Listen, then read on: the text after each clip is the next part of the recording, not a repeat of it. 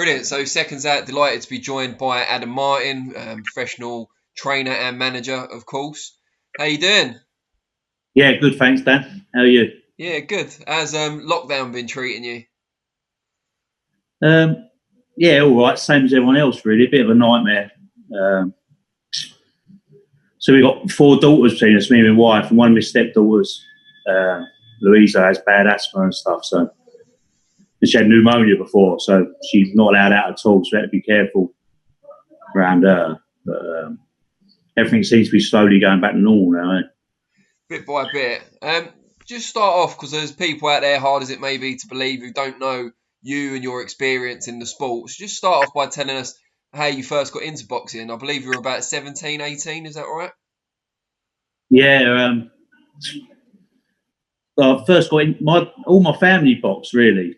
And I remember my dad saying, I'll never take Adam, because he took my older brothers and they'd done a little bit. And then so he said, if Adam wants to do it, he can do it himself. And I never really went. I got in a bit of trouble.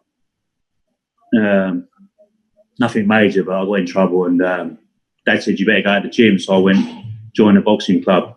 Just from then on, I never left, really. What was it about it that kind of captivated you? I know you didn't start off at the lodge, but you went there after a little while, and I think that was the one that you're most synonymous with now. Yeah. So I started off at the Foley Boxing Club, which is a little club in Playgate. I used to have black eyes every week. I used to have 2 black eyes. There's some good lads down there, and they didn't hold back. But my coach at the time, Dennis Everett, he was a good coach. He turned professional with Paul Miles, who was a good boxer. He used to give me nice more black eyes. He turned professional with him. And Dennis said, what do you want to do? Do you want to stay with the junior coaches? Or I said, I'd like to go to Fitzroy Lodge, because my dad boxed there and stuff. So I was sitting on Dennis's sofa and he rang Mick Carney. He said, I've got a boy here, Adam Martin, Peter Martin's boy. And Mick went, oh yeah, I know him. He'd like to box for you. And Mick said, tell him to come up Tuesday. And yeah, I went up with my dad. And that was it. What were the highlights of your amateur career? Yeah, not many, really. At least you're honest. I loved every minute of it. It was brilliant. You know what I mean? So all the trips, boxed in Spain, France, Germany, went to Australia as a coach, and obviously went to America with the lodge and stuff. So all the highlights, but all the lodge shows, everything, it's all highlights. It's brilliant. What is it about these kind of long-term lodge boys and them not turning pro? I think of you, obviously Eddie Lamb as well, and people like that. You kind of just stay and stay and stay, and then it's too late to turn over. Yeah, I don't know, really. I know, like, Mick didn't love the pros, do you know what I mean? And I don't think he'd stop you if you wanted to do it. But for me, one of my club mates, Craig Stanley, he turned professional. And Craig was a good boxer. The pros weren't great for him. Paul Miles, who was another good lad, he turned pro, like with Frank Maloney and stuff. And he had terrible cut eyes and that. And I just look at them, I think, stayed amateur. I mean, I love the amateurs, isn't it? So, yeah. And when you finished your amateur career, did you go straight into coaching? Yeah, I did at the Foley, yeah. I started off coaching at the Foley. And then through Mick, I managed to get a job. So I was a postman because being a postman with the boxing, it was the best job for me, really. And I used to finish work in Kingston. Then I used to go to the lodge during the day because the Dean Powell was there with the pros during the day. And I used to love it. I used to get to spar with like Colin Dunn and all them was up there. And some good fighters up there. So I used to go up there during the day and stuff. But then when I finished boxing, I didn't really want to be a postman, really. Do you know what I mean? Nothing wrong with being a postman. It was good. But so Mick offered me work up there, working with young people, like naughty children and stuff like that, kids kicked out of school, and doing the boxings. So I took a sabbatical from the post office, but never went back. And you were coaching at the lodge for ages. Who were kind of the ones you'd pick out as real talents that came through? Or even those that weren't the most talented but made up for it with their work ethic and their dedication? Oh, God, so many. I wouldn't like to pick too many. You've got like Charlie Harrison, he's still boxing now. Charlie, no, I wouldn't pick. He looks like I'm being too biased, but yeah, there was loads. Some brilliant lads. What made you decide to bring the amateur side to an end and move into the professional game when you did? Yeah, it sort of happened by accident, really. One of our lads, Craig Wyatt, he turned professional, and I went to one of his fights. He boxed at the Camden Centre. He boxed a journeyman from Bognor, Jonathan Fry, I think it was. And he didn't box great, but when I spoke to him after, I said, at least you listen to your coach in the last round, you box better. And I had a discussion with him a bit.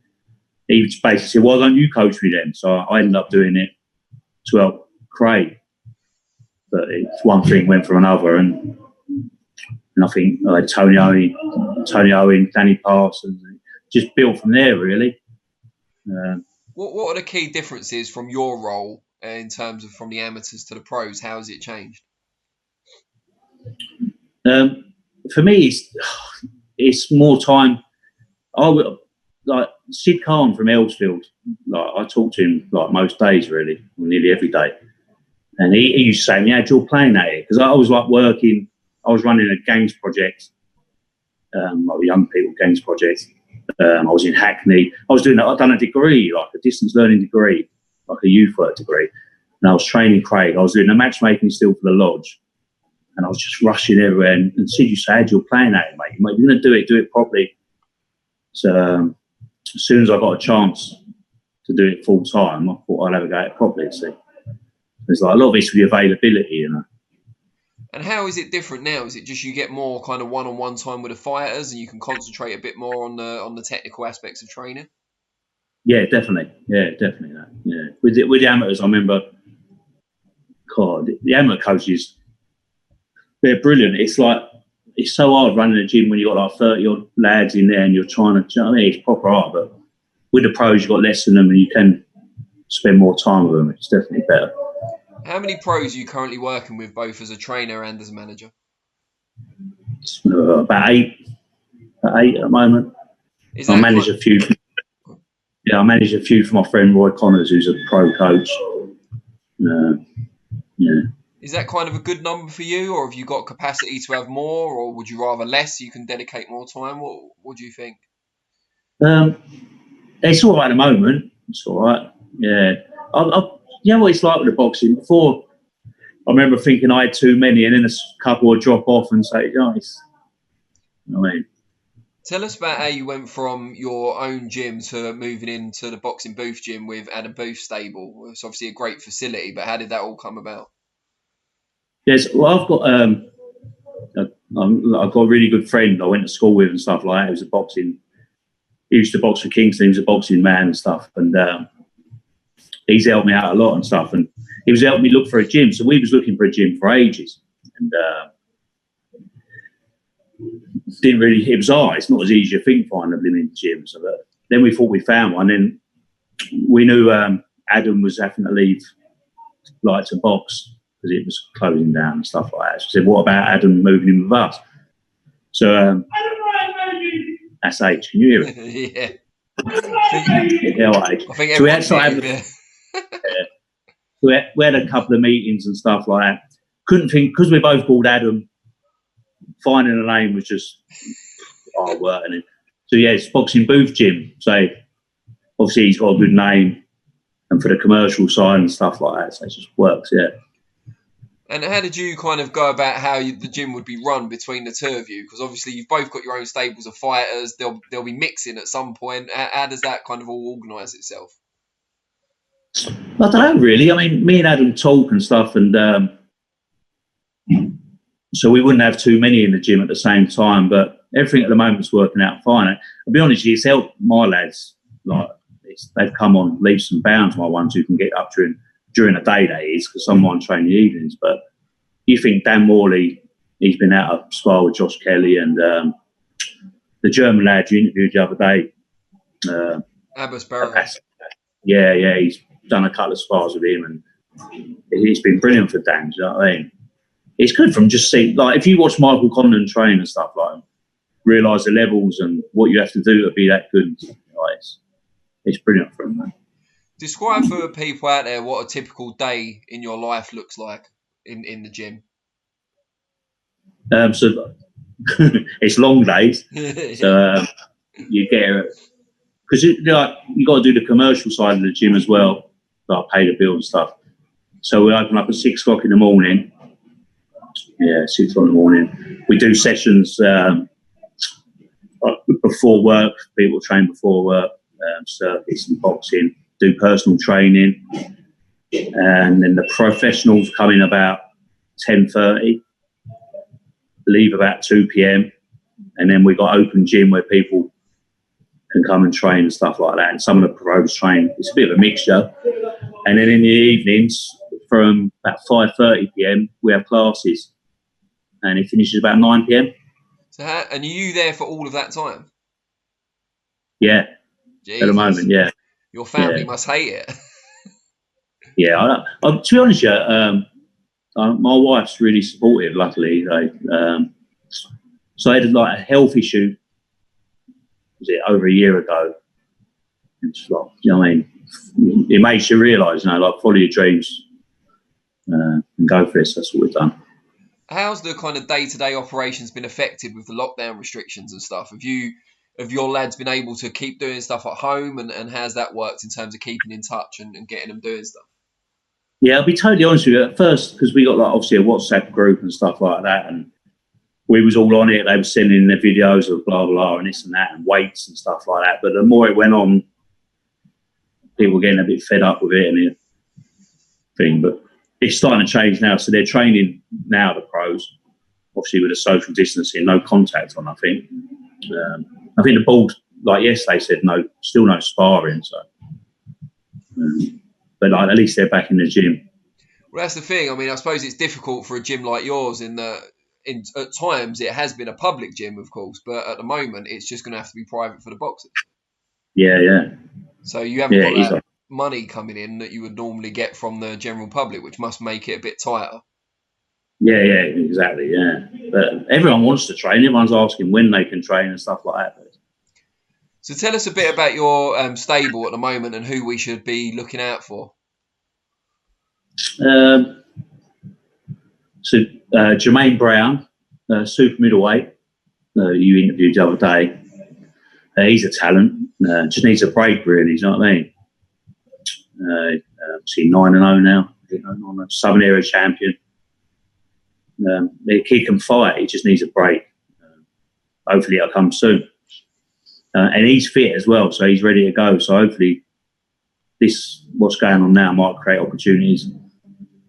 There might be something going for him. Do you know what I mean? Because he'll be ready to go quite quick. Daniel Morley, 6-0 welterweight, good prospect. Obviously got Luther Clay, who's a good talented kid. Not training at the moment, obviously because of health issues, but a lot of stuff going on about that at the moment. But I just took on. I think, like, as a boxing coach, always learning, and I just took on Nathaniel Wilson, started working with him. Yeah. Changing a few things. Nice lad, nice and polite. Everyone likes him. So, what have you made of the social media stuff recently with Luther and Chris Congo, all that back and forth? I'll take it all with a pinch of salt, really. I mean, like, House Yester's a good manager. We're all out there to look after Luther. He's got to be safe, and I mean, I've not had him in the gym because of this health issues and all that. Until I have him in the gym, I don't even know how you can really announce dates and stuff like that when they're not even allowed to spar for me. So, and obviously, his safety's my main concern and stuff. I wouldn't put him out if he weren't ready anyway. So. Is it a bit weird in your gym? Because obviously Adam Booth's fighters, the majority of them are signed with major promoters who've got TV contracts. They're all going to be, it's not going to be too difficult to get them out, even behind closed doors. Whereas your guys, you're going to be hoping that there's opponent needs on some of the major shows, I guess, to bring them in.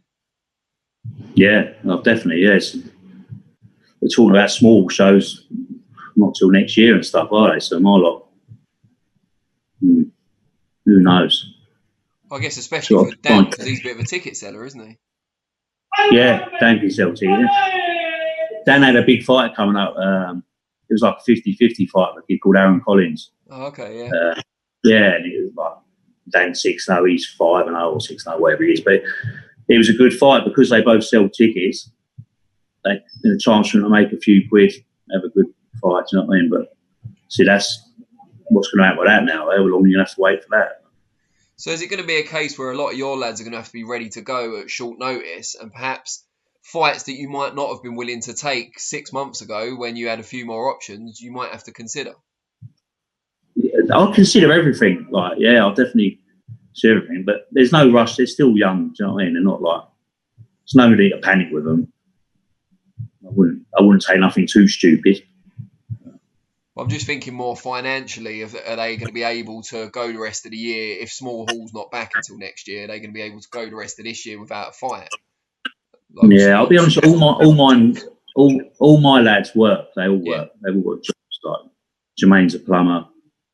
Dan Morley's a personal trainer, so he's not doing that good at the moment. But they all work. They're not full-time professionals. Other than Luther's the only one who's really a full-time pro. But then usually if they're full-time, that comes with sponsorship as well. So there's some level of security. Yeah, definitely, yeah. Is that something you encourage in your fighters, that they keep their kind of fallback job until they get to a certain level? Yeah, definitely. I think, I mean, like in the old days, they always said you had to have a job, didn't they? I mean, Frank Maloney saying that years ago down a lot. You had to, can you sell tickets? Have you got a job? Well, you need a job. You know, Emma, mate. I don't think they've made anything hardly any of mine. I've got to be honest, you know what I mean? It's a hard game. Trying to get them to a stage, that's what I do, try and build them up to a stage where they might get a breakthrough fight or something like Jermaine and stuff. You get them to 10-0 and stuff, it's not easy. It's keep them, not getting disheartened and stuff. Yeah, it breaks you. Like, I had a brilliant little fight called Jake Amira, welterweight. Lovely little fight, quite fit fight, brilliant. But he had 2 fights and he's had enough of this game, you know what I mean? Selling tickets and he's had enough. Shame. You said earlier about having a health problem not too long ago, and it encouraged you to follow your dreams. What are the long-term dreams or long-term goals? What, for you personally, what do you want to achieve? Yeah, like, I just like making a difference really and helping. So like, you know, like everyone says they want a world champion and stuff like that. I'd love to have a world champion, don't get me wrong, I would, but there's lads like, I always said, and I do mean it as well, like I had a kid called Danny Parsons. Did you ever see Danny Parsons? Yeah. He was a tough kid, mate. And if I had a world champion, I wouldn't be more proud than what I was of Danny when he won I don't even know what you call it, a Masters belt he won on the road in Plymouth. You know what I mean? Like, because I just want them to do well and try and make a difference to their lives, not just the boxing. You know what I mean? So obviously I do want world champions, and I do believe I will have champions. But it's more the difference you can make in people's lives. Is Danny someone who stands out in that regard, someone who's kind of changed their life through boxing and with your help? I don't know if he's changed. I just think he was I learned a lot with Danny because Danny basically signed as a ticket seller, but then realised he couldn't sell tickets really and had to go on the road. And so I went on, obviously I'm not going to just say to him, see you later. So I took him about and, I had to do the cuts. We didn't have, it was just me with him, do you know what I mean? So I learned quite a lot with Dan. And being in the away change rooms and that, you do, it's like a different world sometimes. Seeing some of the people, and that's nice. Makes you realise the game. Just tell us a little bit about that, because people out there will be quite intrigued by that. What are the key differences between being in that away corner and coming in as the house fighter? It's more of a laugh. I tell you, like everyone gets on, like everyone, you get to know everyone in there, and everyone's like, it's more because you're all in the same. They put you all together, don't they, in the same change room? But you see, I've been there before when you got like European journeymen and stuff, and they got no tape, no band, no nothing, and they ask to borrow your scissors, and no one's got no gear and all that. Some of it is like it's amazing, like really. It must be a bit like being back in the amateurs and having an amateur squad, and you're like, well, who are you fighting? Who have you got? And you're looking at like the house fighters, seeing who's got who and stuff. Yeah, it's because you all know who you boxing, blah blah. Like, some of them are proper. Well, they can all fight, can't they? But some of them are talented and they're on the road. A bit like Danny Parsons, he was tough as anything, Dan. But it's a weird one, isn't it, boxing compared to other sports, in that you can have loads of ability, but if you can't sell tickets, you're kind of predestined to be a journeyman. Yeah, I mean, you got to be honest. You tell them not to bother, really. Now, wouldn't you? It's just a hard game. But Danny Parsons, I love what I've done with him, but I wouldn't want him doing it for too long because he could fight a bit. The opponents are right. You're not getting no easy, you know. You don't want him getting any damage, you know what I mean? So you've been in boxing for what, nearly 30 years now? Yeah, something like that. Not meaning to make you feel old, but what would you say the sport's done for you? Oh, yeah, everything really.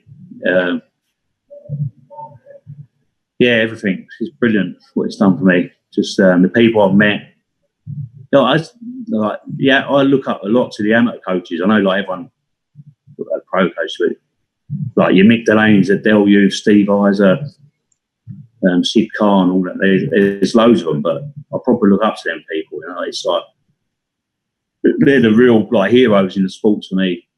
You know, working with them kids day in, day out, and they probably save lives. You know what I mean? But I still try and do that as a pro coach. You know what I mean? Everyone needs help, doesn't they? Who's been the biggest influence on you? Was it one of the guys you just mentioned, or Mick Carney? Obviously, is another that comes to mind. Yeah, definitely. Be Mick Carney would be the main one. Just little things he said to me, Mick. You didn't even realise at the time, but now I find myself quoting him all the time. I used to sit with him in the cafe at the lodge in the mornings and have my breakfast with him. I used to, Mick, how comes Freddie Roach is a good coach? How comes Angelo Dundee was good and all that? And Mick used to he always go, Adam, you're only as good as your fighters. And he's, like about how far you can take a fighter. And he talks a lot of sense. Yeah, a lot of sense. You must miss him. Oh yeah, of course. Yeah, everyone will miss Mick. Every day we miss Mick. Yeah, never forgotten Mick. You think when my dad took me to the lodge that first time, my dad he said, I can't believe it. They trained my dad. Like Mick and Billy Webster trained my dad. It's like they've just been there forever. Do you know what I mean? You don't think they're ever going to go. But him and Billy Webster. People don't mention Billy Webster so much, but he was another one, Bill. He was a brilliant coach. I've never seen anyone since do pads like Builder. I've not seen anyone. And I go a lot, see a lot of trainers, a lot of gyms, and Bill's pads were just like individual to him. Do you know what I mean? Like brilliant. Everyone who done it was not so lucky to be able to go on the pads with him. Did you ever go on the pads with him? No, unfortunately not. Nick Bond did, I think. Oh, well, at least some of them are still alive to tell the tale and maybe pass it. Yeah. It doesn't sound like it's too easy to emulate it. So. No, he used to chin people and all that. Yeah. Did he? Yeah. I bet that made you move your head. Oh yeah, he'd let you know. Yeah. Brilliant. Well, it's been a pleasure catching up with you, and hopefully you'll get to see you soon as well once lockdown restrictions have moved even further off. Yeah, I hope so. Not long now, Dan. Hopefully. Fingers crossed. But yeah, brilliant, and best of luck with everything over the next few months. And you, Dan. Thanks, mate. Cheers, mate. Take care. See you, mate. Bye.